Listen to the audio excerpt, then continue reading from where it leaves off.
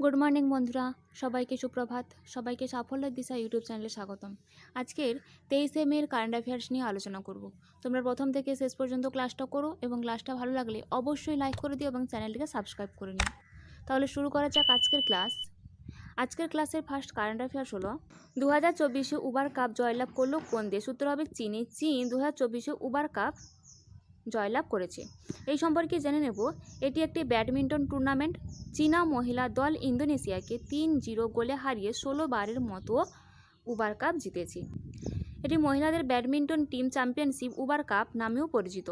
ইংল্যান্ডের মহান ব্যাডমিন্টন খেলোয়াড় বেটি উবারের নামে ট্রফিটির নামকরণ করা হয়েছে, যিনি ট্রফিটি ডিজাইন করেছিলেন এবং দানও করেছিলেন। নেক্সট, কলিন মুনরো, যিনি আন্তর্জাতিক ক্রিকেট থেকে অবসর ঘোষণা করেছিলেন, তিনি কোন দেশের ক্রিকেটার? উত্তর হবে নিউজিল্যান্ডের ক্রিকেটার। এই সম্পর্কে জেনে নেব। কলিন মুনরো একটি টেস্ট, 57 দিনে আন্তর্জাতিক ওডিআই অর্থাৎ যেটা এবং 65টি টি20 খেলেছেন। 2018 সালে ওয়েস্ট ইন্ডিজের বিরুদ্ধে 47টি বলে সেঞ্চুরি করেছিলেন, যা টি20 আন্তর্জাতিক নিউজিল্যান্ডে জাতীয় রেকর্ড ছিল। 2016 সালে শ্রীলঙ্কার বিরুদ্ধে 14টি বলে 50 রান করে জাতীয় রেকর্ডও তিনি স্থাপন করেছিলেন। নেক্সট, সম্প্রতি খবরে আসা লিপু লেক, লিম্পুয়াধুরা এবং কালাপানি কোন দুটি দেশের মধ্যে বিতর্কিত অঞ্চল? হতে হবে ভারত ও নেপালের মধ্যে একটি বিতর্কিত অঞ্চল। এই সম্পর্কে জেনে নেব। নেপাল সম্প্রতি লিপু লেক, লিম্পিয়াধুরা এবং কালাপানির ভারতীয় অঞ্চলগুলিকে অন্তর্ভুক্ত করে একটি মানচিত্র সম্বন্ধিত একটি নতুন 100 টাকার মুদ্রা নোট ছাপানোর ঘোষণা করেছে। এই 100 টাকা মুদ্রা নোটে লিপু লেক, লিম্পিয়াধুরা এবং কালাপানি অন্তর্ভুক্ত করার জন্য ভারতের সঙ্গে বিতর্কিত শুরু হয়।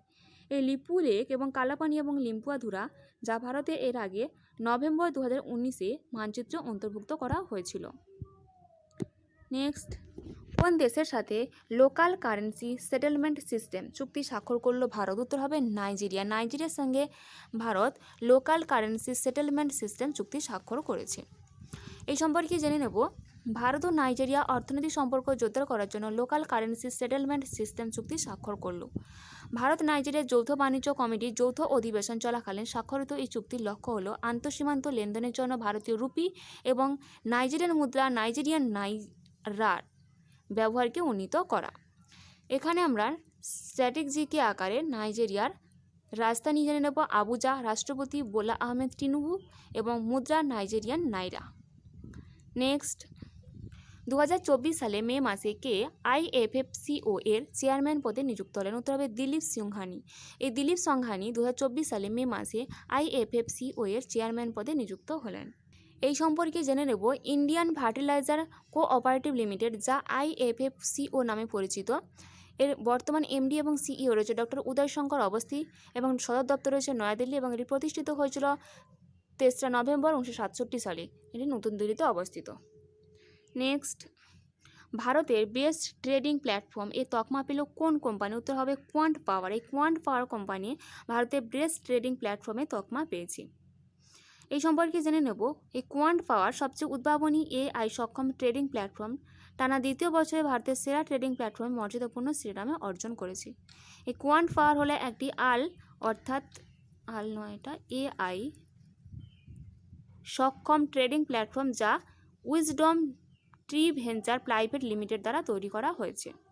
নেক্সট, কোন রাজ্যের প্রথম মহিলা ডিজিপি হিসেবে নিযুক্ত হলেন ইদাসিসা নোংরাং? উত্তর হবে মেঘালয়। মেঘালয়ের ডিজিপি পদে নিযুক্ত হলেন ইদাসিসা নোংরাং। নেক্সট, সম্প্রতি প্রয়াত সুশীল কুমার মোদী কোন রাজ্যের প্রাক্তন উপমুখ্যমন্ত্রী ছিলেন? উত্তর হবে বিহারে। বিহারের প্রাক্তন উপমুখ্যমন্ত্রী ছিলেন সুশীল কুমার মোদী। ইনি সম্প্রতি মারা হয়েছেন। এই সম্পর্কে জেনে নেব। ক্যান্সার আক্রান্ত হয়ে 72 বছর বয়সে সুশীল কুমার মোদী মারা গেলেন। এই সুশীল কুমার মোদী ছিলেন ভারতীয় জনতা পার্টির একজন ভারতীয় রাজনীতিবিদ, যিনি বিহার থেকে রাজ্যসভার সংসদের সদস্য ছিলেন।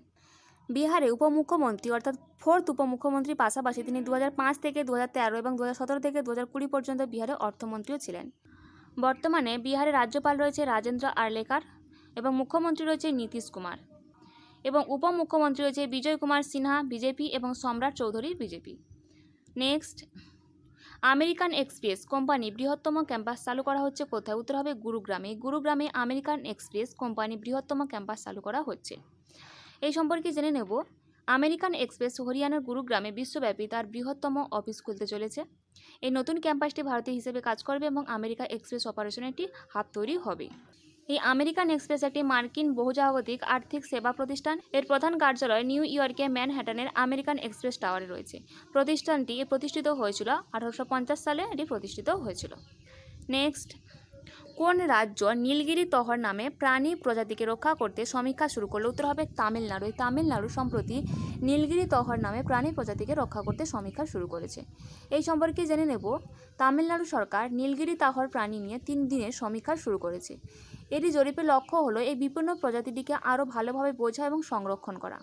এই জরিপটি হলো wildlife institute of India এবং world wild fund for nature এবং international union for conservation of nature এর মতো সংস্থাগুলির সহযোগিতা করা।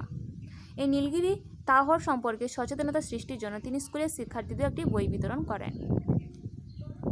এই ছিল আজকের দিনে গুরুত্বপূর্ণ কারেন্ট অ্যাফেয়ার্স। এইরকম গুরুত্বপূর্ণ কারেন্ট অ্যাফেয়ার্স পেতে অবশ্যই সাফল্যের দিশা ইউটিউব চ্যানেলটিকে সাবস্ক্রাইব করে নিও এবং বন্ধুদের মধ্যেও শেয়ার করে দিও। তাহলে আশা করি আপকামিং কম্পিটিটিভ এক্সামগুলোতে কারেন্ট অ্যাফেয়ার্সের কোনো সমস্যা থাকবে না। আজকের ক্লাসটা এই পর্যন্ত।